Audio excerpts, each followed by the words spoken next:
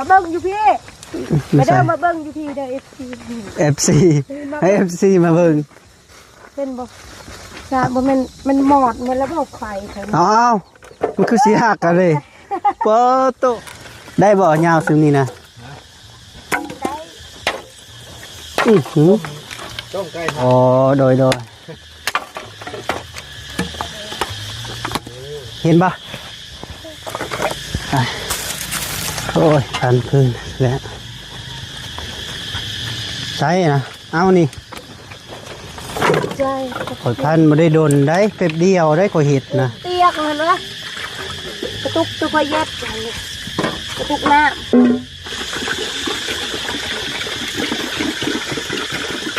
ค่อยโอ้ยค่อยละกันใจอยู่นี่อยู่บนไหนอยู่จะค้นน่ะอยู่นำกันบนเจอดูหันโดยเอาได้แล้วมานี่น้องนะบอกแก้วบุกกะขึ้นในเจ้าน้อยจะสิขึ้น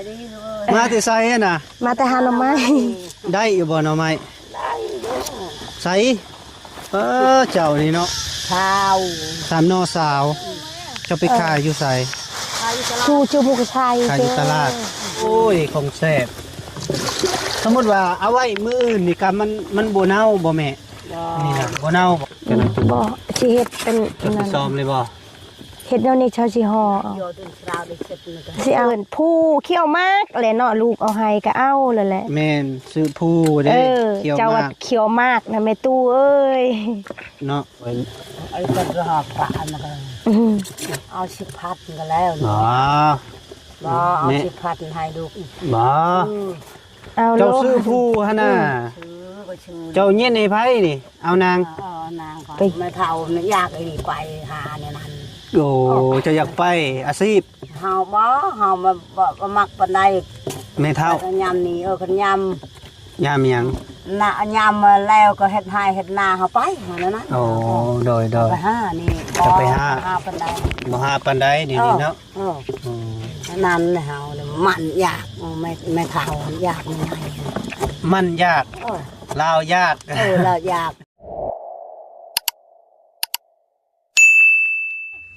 ไปพี่น้องไปบัดนี้ต่อคลิป2พี่น้องเนาะพอดีให้สาวนางเพิ่นโดยสบายดีให้เพิ่นต้มไก่ให้กินพี่น้องเนาะไก่ทางเบาไล่เพิ่นซื้อมาแต่ใส่โป้นเพิ่นแหละพี่น้องเนาะอยู่ตลาดใส่โป้นมาให้น้องเพิ่นต้มให้กินพี่น้องเนาะลองสีมือสบายดีเด้อเบาไล่เป็นยังคือเก็บทองนี่แหละบ่แม่นกระเพาะอะไรบ่โอ้ข้าวปลาไปแล้วข้าวปลาวิกไปแล้วเขาไม่ตกของอย่าคำอะไรมันกินโอเคก็กินต้มมีอยู่เพื่อนบ่เชียงหน่อยนะโอ้นั่นแหละตื่นสวยเดย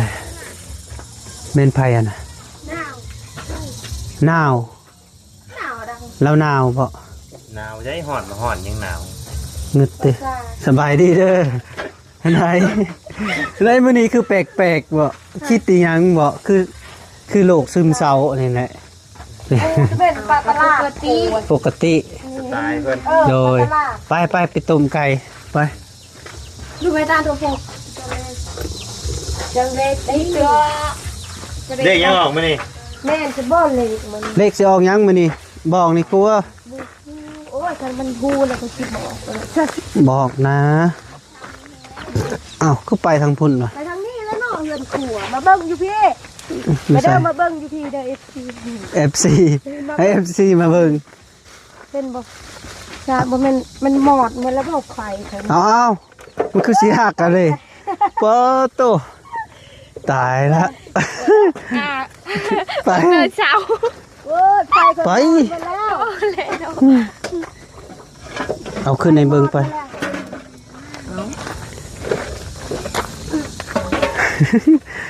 เอาไม่ยังนี่ใส่นี่คือเป็นมือ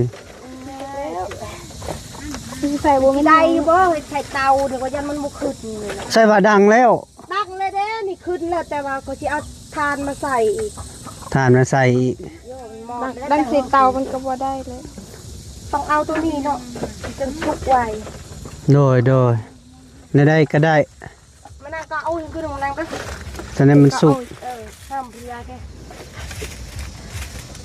để ôm mày bưng này ôm mày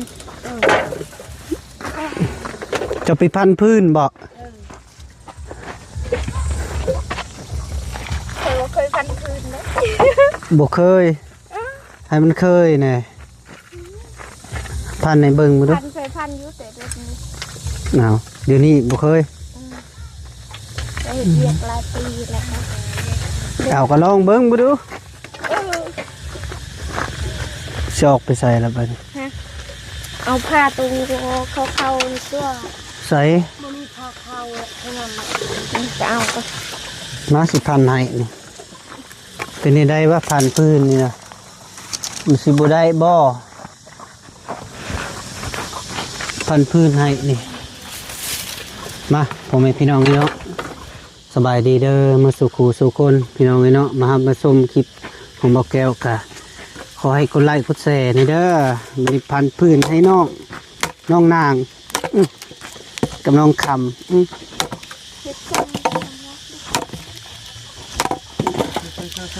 คือบ่ ได้บ่ยาวซึ่งนี่นะหือ ต้องไก่ถ่าเด้อ โดย ที่ให้นั่งตัวเป็นรามเยื่อนหลังนี่ครับ อ๋อโดย ใจเราผมเอาน้ เจ้าเคยไปหาเราแล้วบ่ ำช่วยอยู่ถามเราบอกว่า พอแล้วสามีนะ จับนั่นแหละก็ได้ว่า มันเรื่องครับ พี่น้องนี่เนาะนั่นเรียบร้อย ได้แล้วได้นี่แล้วได้นี่บ่ยากไปพี่น้องเห็นปะโอ้ยพันพื้นแล้วใช่นะเอานี่ ใจ ขอยพันมาได้โดนได้เป๊บเดียวได้ขอยเห็ดนะอุ้ย ระวังเจออันนี้แหละมันบ่มีเฮือนครัวมันยากแม่เราก็นอนอยู่หัน โอ้คนครัวตัวนี้เนาะ ตะกี้น่ะค่อยนอนในอันแหละเฮือนนี่แหละ ตัวนี้บ่ โดย ตัวนอนอยู่นี่ เด้อ อยู่กับไผ่ อยู่กับอีแม่แล้วก็ลูกนี่แหละกับ โอ้ พ่อนี่แหละพอดีกับเราพอดีแหละอายข่อยมาเป็นสวัสดิ์หั่นแหละคุณอายเขามาเด้อ โดย จะได้มองอ้าวตกแล้วนี่นะ ตกแล้วตัวอย่างนี้ตก โบ่มันละเห็ดแบบมันจนตัวยาวตัวสับนะมันกินไม่ได้ เนาะ อยากไปได้ยาแล้วแหละได้ยี่สิอ่ะจะเอาน้ำอยู่นี่ น้ำนี้แหละล้าง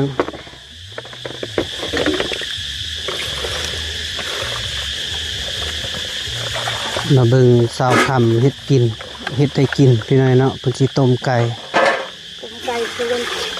ต้มไก่สู้กันกินเนื้อแตกเนื้อแตนแล้วเพิ่นก็ได้ ดูดิเอ้ยจะเอาน้ำกระตุกอยู่คุณเลยว่าอยู่เตียกเห็นไหมกระตุกตัวคอยเย็ดกระตุกน้ำเป็นล่างก่อนมีเด็กสลายก็ใส่ก็ยาก ได้แล้วจังนั้นนะ เปลือกมันลบปิวมันก็ไม่ยังหรอกความหมาย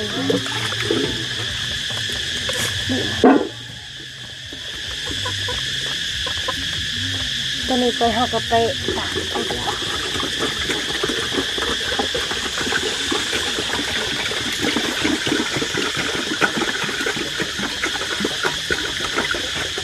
พอบอลหนัก โอเคพอแล้ว โอ้ ค่อยๆค่อยๆโอ้ยค่อยละกันใจอยู่นี่ทางเหมาะแล้วพี่น้องเนาะทางเบาไล่ว่าอยากเข้าเอง อยากกินข้าวแล้วก็กินก่อน เลยเป็นธงเลย อยู่หุ่นนะไก่นี่นะมันเคยเห็ดกระเปียกต้มกระเปียก อยู่บนไหนอยู่จักคนน่ะอยู่นำกันบนเจอเฮ็ดเวียก คือสองคนนี่แหละ 2คนกับ 3 คนกั กั บบ ห ห ลา ลาน น กับผู้หนึงนั่งวกแต่ว่าชุมคอยตะกี้ เราไปใส่เลยนางมง มาแล้วไปแล้ว เราขึ้นเวียงบ่ แล้วมาแต่แรกนั่นไปบีชุมคอยมาน่ะไปอยู่น้ำกัดบานี้มันบ่ไหวได้ชุมคอยบัดเสียหญ้าเด้เสียหญ้าส่วนยังก็จะห้องอะส่วนผู้ไทยบ่นั่นนะตะกี้ดังเลยก็จะเอามาถ่ายรูปยังเขาไป1 ชุดนะ โอ้ บานี้ละชุมคอยเราบ่ไหว บ่ไว้แล้วไปหางานไหม โดยบานี้พากันหางานอยู่ในเมือง เนอ และบานี้นั่นนางวกเล่าบัดเคยอยู่หนนะเคยอยู่คนเดียวแล้วก็อยู่คนเดียวบานี้คอยหยิบบ่ได้ได้มือเขาเปิด เบิ่งขออนุญาตเด้อเบิ่ง โดย ใส่นี่ก็ได้นะ ใช่ได้ก็ได้แหละใช่เลย ติดพยายามมันเปียกนี่ ทางบ้านเจ้าว่าใด เปียกนะ ๆแม่ กับภาษาเราเธอมันก็เย้า ตะยูน มันก็เย้า ตร เอา ตร ได้แล้วอย่าล้างลายนะมันเสียวิตามิน ตีนมันนี่ได้ชะตัดบ่ บ่ต้องตัดเอาลงเลย พาวตัวปลูกกันก่อนเลยใส่เครื่องปลูกกันก่อน โดยใส่เครื่องปรุงอะไร ใส่น้ำปลาเอาเนาะบ่มีขนมบ่มีนะขนมใส่ขนมนะชีพนะบานี้เจ้านางเราบ่กล้าอยู่ผู้เดียวบานี้พากันหาเวียกนะเวียกแม่บ้านนะมีแต่กระเจ้าต้องการคนอยากได้คนเดียว โดย และบานี้นั้นนางวงน่ะได้คนนึงบานี้วงว่าข่อยสิไปหรือเช้าไปก็ไปข่อยว่า เจ้าเคยอยู่คนเดียวนางแล้วว่าข่อยบ่อยู่คนเดียวแล้วเช้าเอ้ยเพิ่นว่าคันอยู่แล้วข่อยสิเมื่อเพิ่นว่าคันได้เมื่อก็คันเล่าเมื่อก็ข่อยก็ได้เมื่อน้ำเล้า อ๋อ แล้วก็พากันเฮ็ดไปว่าหาเวียกก่อนว่า โดย และบานี้หาอีกกระเจ้าลงกลุ่มหั่นนะเขาต้องการคนเฮ็ดอยู่แหละกระเจ้าประกาศอลงหั่นนะและบานี้ชุมก้อยละติดต่อบานี้แล้วว่าอยากได้2 คนแล้วก็พากันเฮ็ดอยู่หั่น โดย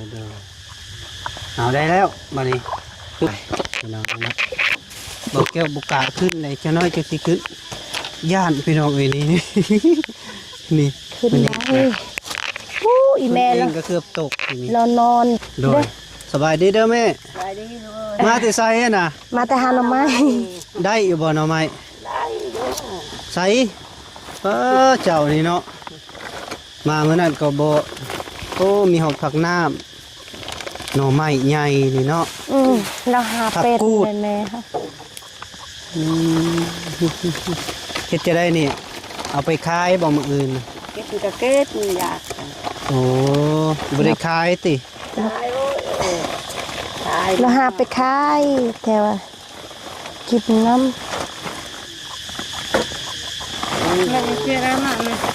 หัวดอกดียังเปล่า ผักน้ำพี่น้องนี่ ำพัก ผัก น้ำ ตกน้ำแซ่บได้นี่ผักพูดหน่อไม้ใหญ่พี่ดิหน่อไม้ยังนี่ มาไทย หน่อไม้ไผ่ นี่จะมาไทยก็ได้เลยไม่ หน่อไม้กระสะติกระสะหรือไม้ไผ่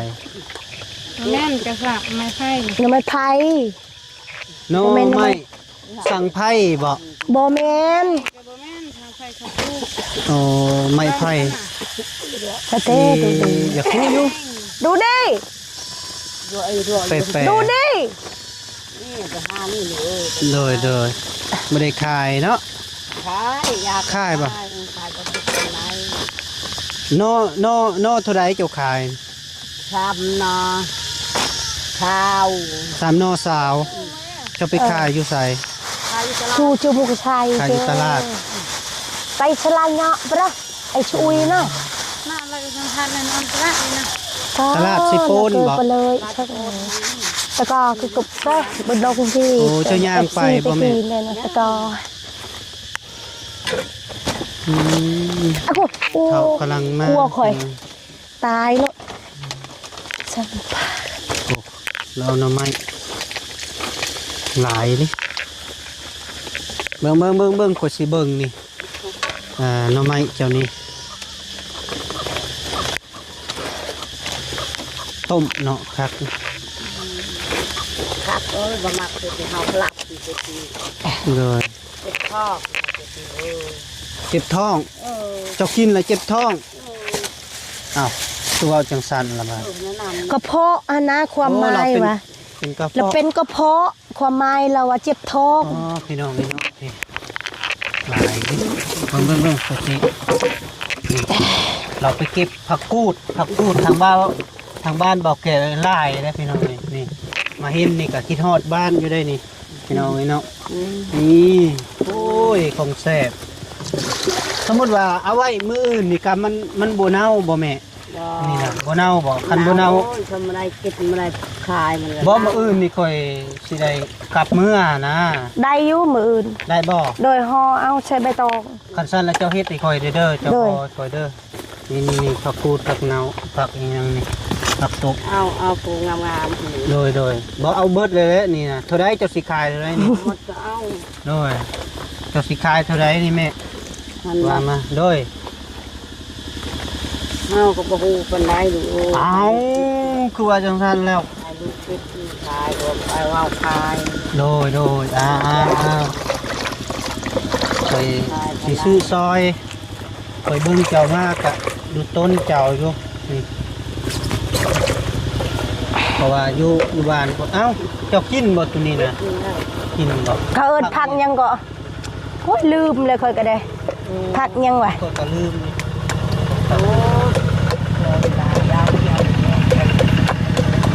เขาเฮ็ดส้มก็ได้แต่อันนี้ กินส้มมันน่ะได้หั่นแหละบ้านอ้ายก็มีแล้วว่า เป็นหยัง ผักอันนี้บ่มีว่ะ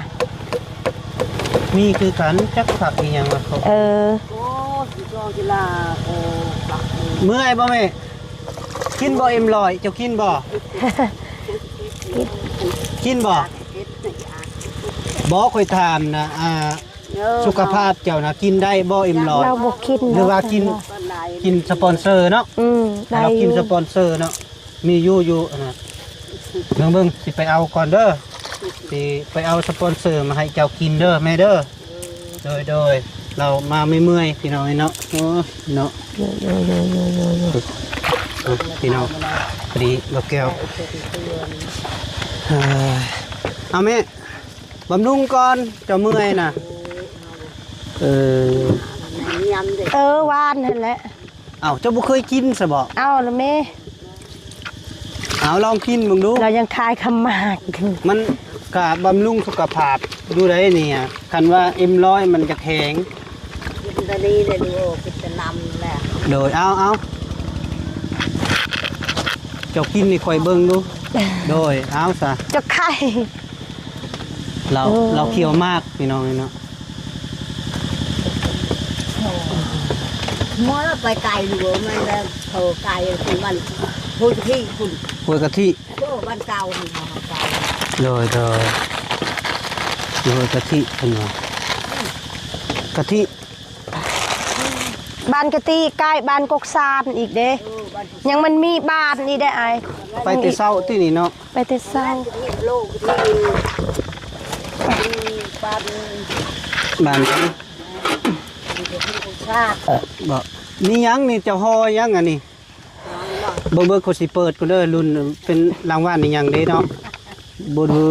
ว้าฮ่า ว้าวเท่า อย่าง เท่าขี้เท่า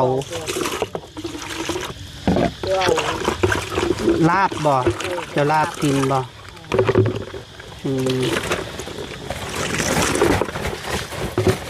หลายอย่างได้เรามาพี่น้องโดยน้ำปลาเม่นยังอันนี้ห่อยังอันนี้อีกหมกฮวกบ่เฮ็ดบ่เฮ็ดยัง เฮ็ดข้าว เฮ็ดข้าวมีหอดมะกอกมะกล้วยโอ้ยสารพัดและเฮานะผู้พี่น้องนี่เนาะจากหน่อไม้อีหยังอันนี้ฮะ หน่อไม้นี่บ่ เลย หน่อไม้ มันอยู่ตามห้วยบ่ โอ้เสือบางกระตักกินกัน ก็เจะเฮ็ดพลอยหั่นเด้ โอ้หนอกเข็ม แค่คิดนี่ด้วยนะแค่คิด กินบ่ แกงกระ ลา แซ่ ย บ เป็นปลาพะเลยนี่ โอ้ลาย เขาเอาเป็นยังอันนี้น้อย น้อง เนาะ ว่า ตาว บ่แม่นวาย ตาววายบ่ ตัวนี้ตาวปลาบ่วายได้อ้ายว ายเนาะ วายปลา โอ้เรามาวางขายเลยพี่น้องนี่เนาะ เจ้าใส่อันค่อยเด้อตัวนี้นะ เบิ่งเฮาซ้อมให้ก่อนมา ซ้อมบ่เจ้าหน้าที่ บ่สิเฮ็ดเป็นนั่น ซ้อมเลยบ่ เฮ็ดแนวนี้เชาสิห่อเอา โยตุนคราวได้เจ็บนึง สิเอาอยู่บ่ในมุนนี่น่ะมาเอาก็ได้เนาะ บ่ตัวนั้นบ่เอากระยาเอาแต่ผักกูดกับนี่นะเอาเม็ดเท่าเป็นหยังคือบ่เอาเนี่ยฮะสปอนเซอร์เจ้าสิไปไสอ่ะน่ะ เราเปลี่ยนชิ้นเปี โอ้ ย เนาะเปลี่ยนสินโดยบ่เป็นหยังโอ้ระวางขายเลยพี่น้องนี่เนาะ มันเคี้ยวมาแล้วเนาะไฟ หน่อไม้ แม่ แซ่บ ตู้ เด้ มันบ่คมบ่ ก็คมหั่นแหละ คม คันมันขาวมันก็บ่ได้คม โดย บาดนะคอเจ็บคอนี่เป็นบาด เป็นบาดเจ็บคอ กินยา อ๋อ ก็เจ็บท้องคือกันก็ อ่า เป็น มีแต่คนเจ็บท้องมาให้ชาวนางเพิ่นซ้อมเนาะพี่น้องเอ้ยเพราะว่าดอกแก้วสิซื้อซอยแม่ก่อน อุ้ย โดย 30 จับกินนู่นแหละสปอนเซอร์ จับแล้วแม่แกะกินลองมึงดูมันบ่ครบ มด ดอก มดเท่าไรน่ะเจ้าสิขายหน่อไม้ นี่บ่ได้50นี่ 50 50เลยค่ะ 50,000 อืม โดยผักกูดเด้ซะ พอกู10,000 10,000บ่เบิดนี่โอ้ยกูสิให้เจ้า20,000เด้อแม่เด้อ อืม 10,000ก็เอาไม่ได้เอาพวกนั้นก็ยาอยู่ก็เก็บมันเก็บ อีหยังก่อจะเว้าอีหยัง เราว่าบ่เอาเงินก็ได้ให้ บ่แล้ว เจ้าน่ะ เอาเงิน มื้อกิน ให้ได้พอได้ แต่เจ้าก็ซื้อผู้เขี้ยวมากแหละเนาะลูกเอาให้ก็เอาแล้วแหละ แม่นซื้อผู้ได้ เคี่ยว เจ้าว่าม าก เขียวมากนะแม่ตู้เอ้ย เนาะ โดยเรามีแต่แนวนั้นแหละแม่เฮาน่ะอายเอ้ยอันซุ่มได้บ่าวลาวมาก็คือกันเอาให้เราก็บ่เอาเฮ็ดแนวได้ เรา ซะ เกรงใจเนาะ โดย แต่ว่าเราก็ยังให้เราซื้ออีหยังหั้นนะซื้อ โอ้ซื้อ อย่าสูบเคี้ยวมากอีหยังก็เรา เรา อี สูบ ต้น ยา นั่น บ่ น่ะโดยเราก็เคี้ยวมากเราก็ใส่ยาสูบแล้วเราเคี้ยวมาก โดย คนแนวนี้คันว่าคันคนแบบคือเฮาเนี่ยมันก็บ่ได้เป็นแนวนี้ดอกไอ้ โอ้เราเป็นได้จ้ะ กับแบบว่าเรากับอันนั้นอยู่เราก็แพงแบบลูกหลานหั่นน่ะ โอ้เราบ่อยากเอาเนาะ เราบ่อยากเอาความหมายว่าลาวน่ะบ่อยากเอา เอาเลยเอาเลย จะกิน ข้ โล อย ด กิน เดี แล้ ยว วจ้ะ ข่อยมีอยู่ข่อยมีเอ็มร้อยอยู่ นะเฮือดบ่ เด้หอยไว้อยู่ข้าวนมได้ล่ะนาง อือ ให้แม่กินเด้อข้าวนมนะ อยู่เทิงพุ่นอีนางเรา เด้อ นางน้อยเราไว้อยู่เทิงพุ่น อยู่ เจ้าซื้อผู้เด้อแม่ หน่อไม้ไม่อยากบ่ ฮะ หน่อไม้ หน่อไม้มันมีอยู่หน่อไม้นะข่อยเอาแต่ตัวนี้นะเพราะว่าอยู่บ้านข่อยนะโดนแล้วข่อยบ่ได้กินแล้วข่อยก็เลยซื้อจะเมื่อกินรวบกินนั่นนะบ้านข่อย ไอ้กระหอบปลามาก็ อื้อ เอา10,000ก็แล้ว บ่ บ่เอา แม่ 10,000ให้ลูก บ่ เอาโล เจ้าซื้อผู้หั่นน่ะ ชื่อก็ชื่อ เจ้าเย็นให้ไผนี่เอานาง นางก่อน ไปกินให้คอยละบาดนี่ กินแล้ว โอ้ย แม่เย็นให้กินแล้วก็กินกำลังซ้อมไว้ พอไว้แล้วแม่เงินจะหน่อยกระปิ้ว เขา ขอบใจแหละ เจ้าไก่ลงแล้วบ่ อือ ดูขอบใจเด้อ โดยขอบใจคือกันแม่ ไอ้ปลาตัว โดยให้เจ้าอยู่ดีมีแห้งแม่เอ้ย ที่ว่า อย่าไปหลายอันน่ะมันไกลโพดจนว่าเจ้าเป็นวินเป็นเวียนเป็นลมนี่ซะเจ้าสิเฮ็ดแนวใดบัดนี้ไผสิไปเบิ่งเจ้าเอา โอ้ บ่มีไผเห็นได้ ไปน้ำหมู ไปนำหมู่บ่แค่แน่อยู่ ไปน้ จักคนไปนำกัน ำแม่เฒ่าเนี่ยอยากไอ้ไปหาเนี่ยนั่น โอ้เจ้าอยากไปอาชีพ เฮาบ่เฮามาบ่มักปานใด แม่เฒ่า คันยำนี่คันย ยามหยัง ำน่ะยำมาแล้วก็เฮ็ดให้เฮ็ดนาเฮาไปหานั่นนะ โอ้โดย ไปหานี่ จะไปหา ปานใด บ่หาปานใดเดี๋ยวนี้เนาะ เออ อืม นั่นเฮาเนี่ยมันอยากไม่เฒ่าอยากไม่ไง มันยาก เออ ลาวยาก เราอยาก โดย มันยา เขา ก เอิ้นเนื้อได้เขาเอิ้นดอกกันบ่ ด เขา อ ว่าก เขาเนื้อได้ดอกเขาเอิ้นบ่ ดอก เขาบ่ฮู้ตัวนี้นะ ไปนำกันเขาส่วนไปละไป ดอกชวนไปเนาะก็ไปนำเดียว ไปน้ำ เล เดี ย ยวนั่นนะ ก็ดีแล้วแม่เอ้ยไปนำกันเพราะว่า ไปน้ำหมู่ เจ้ากระเท่าแน่ยันมันเป็นนี่เป็นนั่นแล้วก็มันก็ นั่น บ่มีไผเห็นน่ะนะหลายคนแค่นี้เนาะ อืม มีผู้นี้เห็นผู้นั้นเห็นแล้วก็พอได้ส่งข่าวกับบ่แม่นอยากเป็นดอกเนาะ เออ โดยหน่อไม้ก็มีพี่น้องเอ้ยเนาะแต่ว่าบ่แก้สิเอาแต่ตัวนี้เพราะว่าสิมากิน เจ็ดเอา ใส่โทงบ่ บ่พอเก็ดนั่นลูกเอ้ย เอ้าอยู่ได้คือบ่ใส่ถุง ไหนกู ใส่ก็ใส่ สิให้โจมแบบนี้บ่ แต่บลาบลา ตายแล้วตาตั้งดาวอันนั้น แล้วเก็บเงิน500กีบ ใส่เอาเลย แคบมานี่ อยู่เจ้าเก็บอยู่ใส่นี่ กับอยู่น้ำนั่นน่ะแคม โอ้ น้ำ 05 แล้วทากนะมันแม่นแคมน้ำทางรถนั่น ก็คิดว่า ได้นี่ ก็คิดว่าเก็บเงิน 3,000 บาทช่องไป เบิ่ง 1,000 บาทดอก สิซื้อเด็กมาเลยให้เฮงนี่กลัวไม่เท่าจะพันยังคืนนี่ บอกเลขแน่แม่ตูก็ได้ จับลูกพับจับพับนั่นน่ะ บอกเลขให้แนี่ โอ้ไป ก็บันทึกเลขก็สิมาเฮ็ดเงินควายเจ้างามๆอีกเงินไม่นั่อ่ะน โดยเดี๋ยวนี้ข่อยบ่ได้มีเงินได้ไม่เท่าเอ้ยข่อยบ่ได้มีเงินได้ข่อยบ่จักสิซอยเจ้า โอ้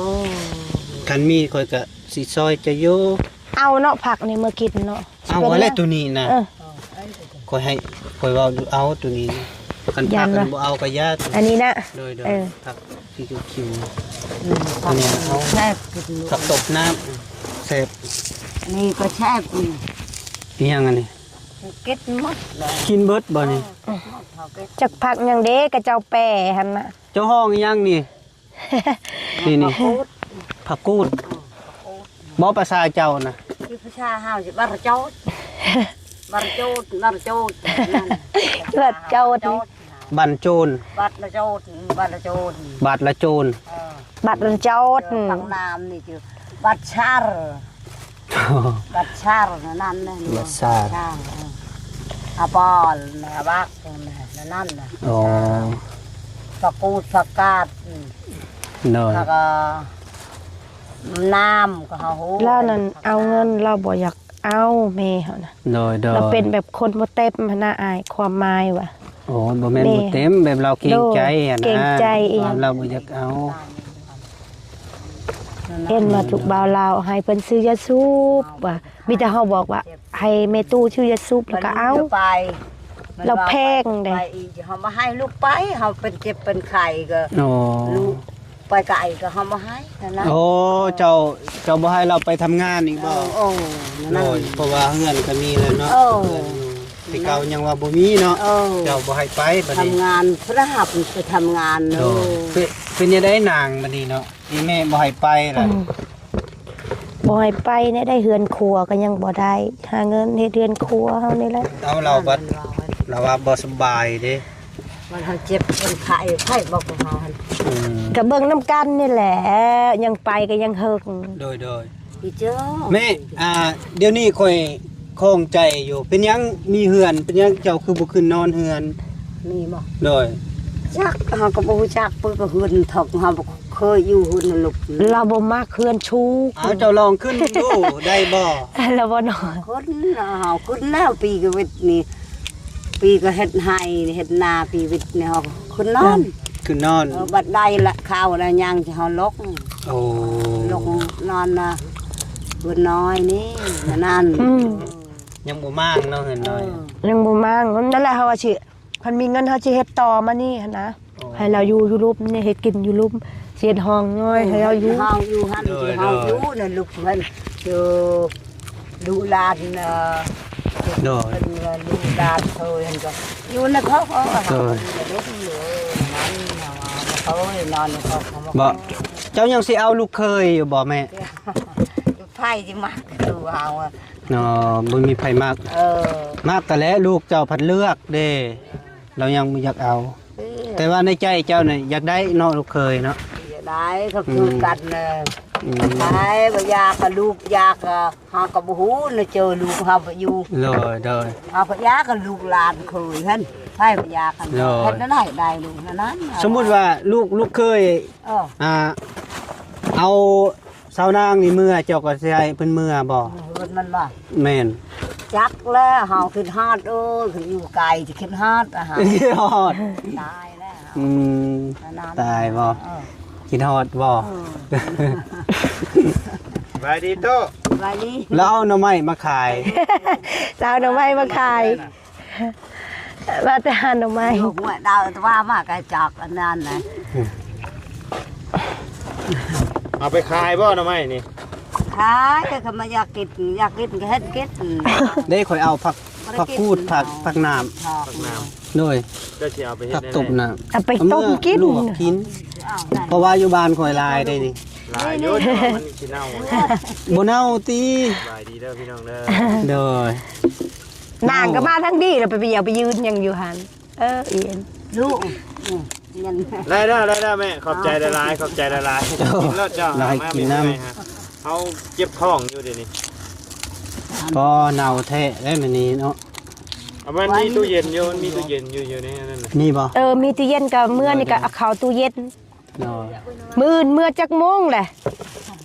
จังว่านี่นะ เ โอ้หลายๆแท้งง เอาบ่เบิดน่ะ50,000ได้แล้ว เอา เอา ไปเฮ็ดยังไงมีแต่ มันยังเชื่อชิดนี่ก็มดมัน ซื้อให้ แบกมด ตะคำเนี่ย ต้ ต้ ม ม ไว้ กิน นั่นนะครับ โดย รู้ว่าต้มแล้วขึ้นมา กินรสเจ้าแม่ขอบใจละลาย ผักเนาะน้อย หวานได้เลยนี่ สาวนางได้หาเพิ่นเป็นใหญ่พี่จัง ใช่ว่าเจ้าหาหน่อไม้บ่เป็นน่ะเราคือหาได้ซะ คนบ่มันเฮ้ย ผู้เข้าไปเบิ่งบ่เราหานะ เข้าไปแล้วไม่สิยานหยัง ยานบ่ยานกล้อง ส บ่ บายดีแล้วไหม FC โดยแต่เบิ่งหาเราอายุแก่ได้ล่ะเราไปหาได้หลายนี่ จะไปแต่จังโมงนี่ตุ ไปชุมลา โมเมนต์แบบไปหาบอลเดียวกันมันก็มีหลาย โมง อ๋อไปจน7 โมงพ่อตอนนี้จังโมงนี่ตอนนี้17 โมง นั่นหนักนะ 5 โมงพอดี 5 โมงกว่าๆแหละ ตายเลยเนาะไปก็ไปแท้ เจ้าถือข้าวถือน้ำไปกินน้ำอยู่บ่ ถูกข้าวลูก ใครอยู่ซะ ไปกินอยู่ไสล่ะอยู่ห้วย ถูกข้าวนะ จับปลาแถวนั้นบ่กินนะ เมื่อขันได้ปลา เมื่อยแล้วแต่เมื่อยยามใดก็เปิดห่อข้าวใส่หม้องนั้นแล้วเนาะ ๆเติงมีแต่กระดูกแท้บ่ได้อยู่บ้าน ไปกินข้าวอยู่ป่าแซ่บเลย โดยแซ่บ แก้วก็ยังแซ่บ แม่นหลายคนเองคัก แท้เลย โดย มากกมานี่โอ้ยทุกนั่นนะหานี่นะ โดย ทุกบ่ ทุกโอ้ยบ่เห็นมันก็ได้ ทุกเอ้ย ไม่ก็ หามัน น้ำก็เกาะหัวตัวเฮ้ย โอ้บ่แม่นไป กันไปหา มันอยู่ บ่แม่เฒ่าเจ้าก็บ่ได้ขึ้นตาพังบ่ขึ้นบ่ตาพังนะคือไปเอาตาพังเส จน ได้ กอไม่จอนได้กอเจียบักไง ขุด ขึ้นบ่ ขุด โอ้ นะโอ้ยหั่นนะ ขึ้นห้วยแล้วอะพูดอยากเ เอา คือกับนาง คลิปนี้กับเบาแก้วกับสิได้อำลาก่อนพี่น้องเอ้ยเนาะเอาสบายดีก่อนเด้อโดย สบายดี เอาผมเป็นพี่น้องเอ้ยเนาะพอดีเบาแก้วกับนี่เป็นในการแล้วระวัง พอดีได้เห็นหน้าเห็นตาของแม่เฒ่าพี่น้องเนาะของแม่สาวนางพี่น้องเอ้ยเนาะเอาคลิปนี้กับอำลาก่อนเด้อพี่น้องเนาะได้ ถ่ายตอน คลิปจบคลิปก่อนพี่น้องเนาะเอาขออยู่ดีมีแห้งตัวปลาเป็นแข็งเป็นเพียรจุนและในต้นสุขน้ำรวยสุขคนเด้อที่พอครับตามรับชมกับขออยู่ดีมีแห้งเมื่อสุขคู่สุขคนโดยบ๊ายบาย ช็อก เด้อ เครื่องช็อก